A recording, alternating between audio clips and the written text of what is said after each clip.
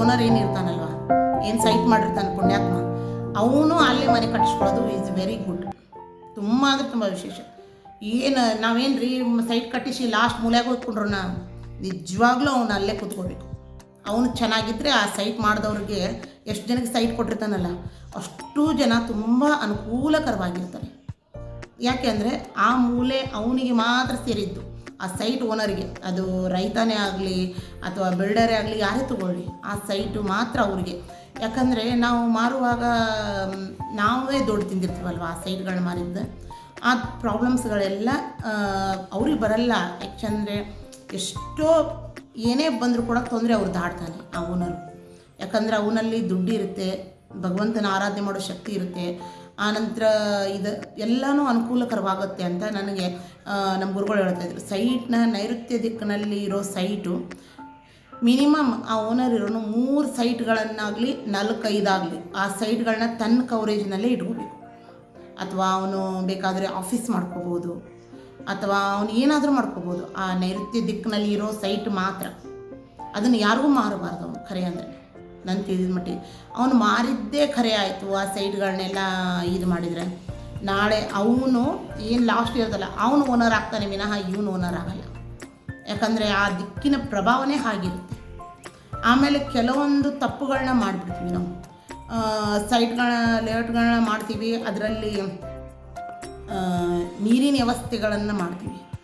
ಆ ನೀರಿನ ವ್ಯವಸ್ಥೆ ಮಾಡಿದಾಗ ಆ ನೀರನ್ನು ಎಲ್ಲಿಂದ ಬೋರ್ವೆಲ್ನ ಹಾಕಬೇಕು ಅಥವಾ ನೀರಿನ ಪೈಪ್ಲೈನ್ ಎಲ್ಲಿಂದ ಬರಬೇಕು ಅದನ್ನು ಖಂಡಿತ ನೀವು ಇಲ್ಲಿ. ಈಗ ನಾನು ಸೈಟ್ಗಳನ್ನ ಡಿಸೈನ್ ಮಾಡ್ತೀನಿ, ಯಾವ್ಯಾವ ಸೈಟ್ನಲ್ಲಿ ಏನೇನು ಪ್ರಾಬ್ಲಮ್ ಆಗುತ್ತೆ, ಆಮೇಲೆ ಅವನ್ನೆಲ್ಲ ಸೈಟ್ಗಳನ್ನ ನೀವು ಜ್ಞಾನದಲ್ಲಿ ಇಟ್ಕೊಂಡು ಆಗ್ನೇಯ ಹಾಗೂ ನೈಋತ್ಯ ಈಶಾನ್ಯ ಬಿಟ್ಟು ವಾಯುದಲ್ಲಿ ನೀವು ತೊಗೋಬಹುದು. ಆ ನಂತರ ನೈಋತ್ಯದಲ್ಲಿ ನೀವು ಸೈಟ್ಗಳನ್ನ ತೊಗೋಬೋದು. ದೂರ ಆದರೂ ಪರವಾಗಿಲ್ಲ, ಪೂರ್ವಕ್ಕೆ ಅಥವಾ ಪಶ್ಚಿಮಕ್ಕೆ ನಿಯರ್ ಆದರೂ ತೊಗೋಬೋದು, ಆಮೇಲೆ ದಕ್ಷಿಣಕ್ಕೆ. ಆಮೇಲೆ ಹೇಗೆ ಸೈಟ್ಗಳ ಒಂದೊಂದು ಸೈಟ್ಗಳನ್ನ ಆ ಕವರೇಜ್ ಏರಿಯಾ ಹೇಗೆ ಕನೆಕ್ಟ್ ಆಗುತ್ತೆ ನಾನು ಹೇಳ್ಕೊಡ್ತೀನಿ ನಿಮಗೆ. ಇದು ಸೈಟು, ಕಂಪ್ಲೀಟ್ ಒಂದು ಸೈಟು.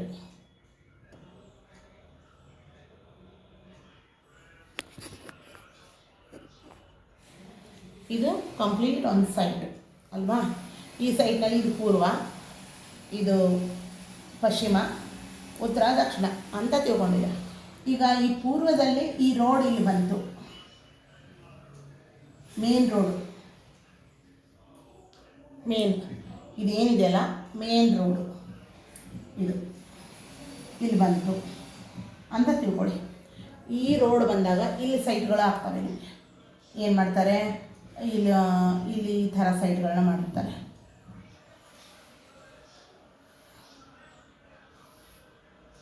ಅಲ್ವಾ.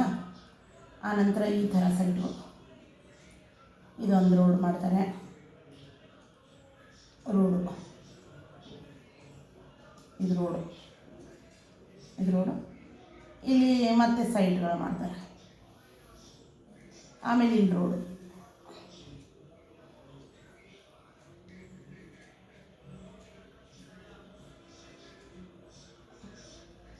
ಇದು ಪೂರ್ವದ್ದಷ್ಟೇ ಹೇಳ್ತೀನಿ. ನಾಳೆ ನಿಮಗೆ ಪಶ್ಚಿಮ ಉತ್ತರದ್ದೂ ಎಲ್ಲ ಹೇಳ್ತೀನಿ. ಫಸ್ಟ್ ಪೂರ್ವ. ಈಗ ಪೂರ್ವದ ರೋಡ್ ಏನಾದರೂ ಪೂರ್ವಕ್ಕೆ ಬಂತು, ನಿಮ್ಮ ಸೈಟ್ಗಳು ಇಲ್ಲಿ ಏನು ಮಾಡ್ತಾರೆ, ಇದರಲ್ಲಿ 2 ಭಾಗವಾಗಿ ಮಾಡಿರ್ತಾರೆ.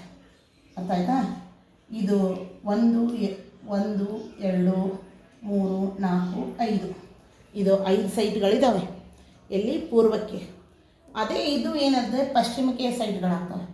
1 2 3 4 5 ಇದರ ಮುಖಗಳೇನಾಗ್ತವೆ, ಈ ರೋಡ್ ಬರುತ್ತೆ, ಇದು ರೋಡು. ಅರ್ಥ ಆಯ್ತಾ.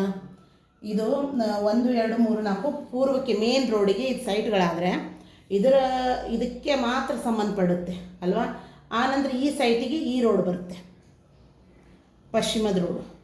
ಆನಂತರ ಈ ಸೈಟ್ಗಳಾಗ್ತವೆ ಇಲ್ಲಿ ನೋಡಿ, 1 2 3 4 5 ಈ ರೋಡಿಗೆ ಇದು ಪೂರ್ವ ಆಗುತ್ತೆ. ಈ ಥರ ಸೈಟ್ಗಳನ್ನ ಮಾಡಿರ್ತಾರೆ, ಎದುರು ಬದ್ರೆ. ಇಲ್ಲಿ ಮತ್ತೆ ಒಂದು ಸೈಟ್ ನಡೆಯುತ್ತೆ, ಇಲ್ಲಿ ನೋಡು ಅಲ್ವಾ. ಈಗ ಯಾಕಂದರೆ 30-40 ಸೈಟ್ ಒಂದರಲ್ಲಿ 2 ಬಂದೇ ಬಿಡ್ತಾಳೆ, 2 ಅಲ್ವಾ. ಈ ರೋಡ್ ಬರುತ್ತೆ. ಅವಾಗ ಈ ರೋಡಿಗೆ ಕೂಡ ಇಲ್ಲಿ ಈ ಥರ ಸೈಟ್ಗಳು ಬರ್ತವೆ.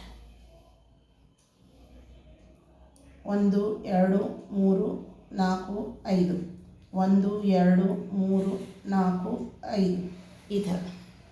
ನೀವು ಬೇಕಾದರೆ ಮ್ಯಾಪ್ ತೆಗೆದು ನೋಡಿ.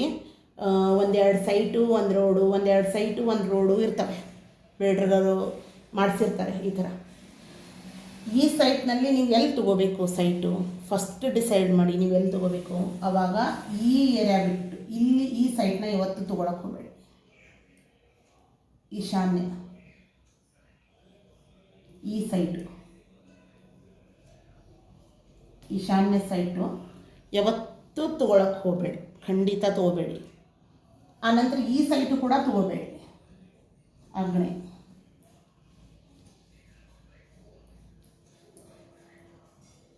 ಈ ಸೈಟ್ನ ತೊಗೊಳಕ್ಕೆ ಹೋಗಬೇಡಿ. ಯಾಕೆ ಈ ಸೈಟ್ನ ತೊಗೋಬೇಡಿ, ಈ ಸೈಟ್ನ ತೊಗೋಬೇಡಿ ಅಂತ ಹೇಳಿದ್ದು ಅಂದರೆ, ಈ ಸೈಟ್ನ ನೀವು ತೊಗೊಂಡಿದ್ದೆ ಆದರೆ ತುಂಬ ಚೆನ್ನಾಗಿದೆ ಈ ಸೈಟು ಅಂತ ಹೇಳಿ ತೊಗೊಂಡ್ರೆ ತೊಂದರೆಗಳು ಕಟ್ಟಿಟ್ಟ ಬುತ್ತಿ. ದುಡ್ಡೇನೋ ಬರುತ್ತೆ, ಮನಃಶಾಂತಿ ಇರಲ್ಲ ಆ ಮನುಷ್ಯನಿಗೆ. ಯಾವಾಗಲೂ ಆಧ್ಯಾತ್ಮಿಕದಲ್ಲಿ ನಾನು ಹೋಗಬೇಕು. ಏನು ಮನೆಯಲ್ಲಿ ಇದ್ದರೂ ಕೂಡ ಅವ್ನು ಸರಿಯಾಗಿ ಊಟ ಮಾಡಲ್ಲ. ಬೃಷ್ಟಾನ್ನ ಇಟ್ಟರು ಕೂಡ ಸಪ್ಪನ ಬೇಳೆ ಹಣ್ಣು ಉಣ್ತಾನೆ ಅವನು. ಬೇಕಾದ್ರೆ ನೀವು ಟ್ರೈ ಮಾಡಿ, ಯಾಕಂದರೆ ಊಟನೇ ಮಾಡಲ್ಲ ಅವನು. ಈ ಲೋಟ್ನಲ್ಲಿ ಇದ್ದವರು ಮನೆಯಲ್ಲಿ ಈ ಸೈಟ್ನಲ್ಲಿ ಇದ್ದವನು ಮನೆ ಮಾಲೀಕ ಆಗಲಿ ಅಥವಾ ಅವರ ಮನೆಯಲ್ಲಿರೋ ಒಂದು ಹುಡುಗನೇ ಆಗಲಿ, ಅವರು ಒಬ್ಬನಿಗೆ ಖಂಡಿತ ಇದ್ರ ಇಫೆಕ್ಟ್ ಆಗಿ ಆಗುತ್ತೆ. ಈಶಾನ್ಯದ ಇಫೆಕ್ಟ್. ಈಶಾನ್ಯ ಅಂದರೆ ಏನು? ಭಗವಂತನ ಸ್ಥಾನ. ನಾವು ಈ ಸೈಟ್ ತೊಗೊಂಡು ಮನೆ ಕಟ್ಸೋದಕ್ಕೆ ಒಂದೇ ಒಂದು ಕಾರಣಕ್ಕೆ, ಏನಪ್ಪ ಮಕ್ಕಳು ಮರಿ ಚೆನ್ನಾಗಿರಲಿ, ನಾಳೆ ನಮ್ಮ ವಂಶ ಉದ್ಧಾರಲ್ಲಿ ಅವರೆಲ್ಲ ಚೆನ್ನಾಗಿರಲಿ ಅನ್ನೋ ಒಂದು ಕಾರಣಕ್ಕೆ ಮನೆ ಕಟ್ತಾ ಇರ್ತೀವಿ. ಬಟ್ ಆ ಕಾರಣಕ್ಕೆ ಈ ಮನೆ ಪತನನೇ ಆಗುತ್ತೆ. ಸುಮಾರು 32-31 ವರ್ಷಕ್ಕೆ ಮತ್ತೆ ಮಾರ್ಬಿಡ್ತಾರೆ ಅವರು ಓನರು. ಯಾಕಂದ್ರೆ ಮಗನೇ ಹೋಗಿದ್ದಾನೆ, ಎಲ್ಲ ಏನೂ ಇಲ್ಲ, ಅದು ಮನೆಯಲ್ಲಿದ್ದವರು ಕೂಡ ಇರಲ್ಲ. ಆ ಥರ ಈ ಸೈಟ್ನಲ್ಲಿ ಆಗೋ ಅನುಭವ ನಾನು ಕಣ್ಣಾರೆ ಕಂಡಿದ್ದೀನಿ. ಈ ಥರ ಈ ಮನೆಯದಾಗುತ್ತೆ. ಮತ್ತು ಈ ಮನೆಯಲ್ಲಿ ಏನು ಪ್ರಾಬ್ಲಮ್ಮು, ಈ ಮನೆಗೆ ಏನು ತೊಂದರೆ ಇಲ್ಲಲ್ಲ, ತೊಂದರೆ ಏನೂ ಇಲ್ಲ. ಆದರೆ ಈ ಮನೆಯಲ್ಲಿರೋರಿಗೆ ಮಕ್ಕಳಾಗೋದು ಸ್ವಲ್ಪ ತುಂಬ ಕಡಿಮೆ, ಸ್ವಲ್ಪ ತೊಂದರೆನೇ. ಯಾಕಂದರೆ ಬಾಡಿ ಇದು ಉಷ್ಣತೆ ಜಾಸ್ತಿ ಆಗಿಬಿಡುತ್ತೆ, ಹೆಚ್ಚು ಉಷ್ಣತೆ ಬರುತ್ತೆ, ಕೈ ಕಾಲು ನೀರು ಇದಾಗೋದು, ಹಾಗಾಗಿ ಅಬೋಷನ್ ಆಗ್ತವೆ. ಆಮೇಲೆ ಎಷ್ಟೋ ತೊಂದರೆಗಳು ಬರ್ತವೆ ಈ ಮನೆಯಲ್ಲಿ ಒಟ್ಟು ಅದು ತೊಗೊಂಡಾಗ ಯಾರು ತೊಗೊಂಡಿರ್ತಾರೋ ಅವ್ರಿಗೆ ಗೊತ್ತಾಗುತ್ತೆ. ನಾನು ಹೇಳೋದು ಬೇಡ, ಅವ್ರಿಗೆ ಗೊತ್ತಿರುತ್ತೆ. ಆಮೇಲೆ ಈ ಸೈಟ್ಗಳನ್ನು ತೊಗೋಬಹುದು ಖಂಡಿತ. ಈ ಸೈಟ್ ಈಸ್ ವೆರಿ ಗುಡ್. ವಾಯು ದಿಕ್ಕಿನಲ್ಲಿ ಈ ಸೈಟ್ನ ತೊಗೊಂಡವ್ರಿಗೆ ತುಂಬ ವಿಶೇಷ ಅನುಗ್ರಹ ಇರುತ್ತೆ. ಏನು ಈ ಸೈಟ್ನಲ್ಲಿ ಪ್ರಾಬ್ಲಮ್ ಇದೆ, ಈ ಸೈಡ್ನಲ್ಲಿ ಯಾಕೆ ಪ್ರಾಬ್ಲಮ್ ಇಲ್ಲ ಅಂತ ನೀವು ವಿಚಾರ ಮಾಡ್ತಾಯಿದ್ದೀರ. ವಾಯು ದಿಕ್ಕಿನಲ್ಲಿ ಅಲ್ವಾ? ಈ ವಾಯು ದಿಕ್ಕಿನಲ್ಲಿ ಸೈಟ್ನಲ್ಲಿ ಇರೋದನ್ನು ನಿಜವಾಗ್ಲೂ ಈ ವಾಯು ದಿಕ್ಕಿನಲ್ಲಿ ಆಂಜನೇಯ ಇರ್ತಾನೆ, ಕಲಿಯುಗದ ಬ್ರಹ್ಮ ಅಂತ ಕರಿತೀವಿ ಅಲ್ವಾ. ಆಮೇಲೆ ಇಲ್ಲೇ ಪಕ್ಕದಲ್ಲೇ ಶನಿ ಇರ್ತಾನೆ, ಅವನಿಗೂ ಗೊತ್ತಿರುತ್ತೆ ನ್ಯಾಯ ಧರ್ಮ ಅಲ್ಲಿ ಏನು ನಡಿಬೇಕು ಏನು ನಡಿಬಾರ್ದು. ಆದರೆ ಈ ಸೈಟ್ನವರು ಸ್ವಲ್ಪ ಆಧ್ಯಾತ್ಮಿಕದಲ್ಲಿ ಸ್ವಲ್ಪ ದೂರ ಇರ್ತಾರೆ. ಬಟ್ ಅದಕ್ಕೆ ಹೇಳಿದ್ದು ಯಾವಾಗಲೂ ರಾಮನ ಜಪ ಮಾಡೋದು, ಆಮೇಲೆ ಆಂಜನೇಯನ ಪ್ರಾರ್ಥನೆ ಮಾಡೋದು ಅಂದರೆ ತುಂಬ ಅನುಕೂಲಕರವಾಗುತ್ತೆ. ಏನು ಇಲ್ಲಲ್ಲ ಅದೆಲ್ಲ ಇವರು ಪ್ರಾಪ್ತಿ ಆಗುತ್ತೆ ಈ ಸೈಟ್ನವ್ರಿಗೆ ಅಲ್ವಾ. ಈ ಸೈಟ್ನವ್ರಿಗೆ ನಿಜವಾಗ್ಲೂ ಈ ಸೈಟ್ನ ಮಾಡಿ, ಶೇರ್ ಮಾಡಿ, ಕಮೆಂಟ್ ಮಾಡಿ ಮತ್ತು ಬೆಲ್ ಐಕಾನ್ನ ಪ್ರೆಸ್ ಮಾಡಿ.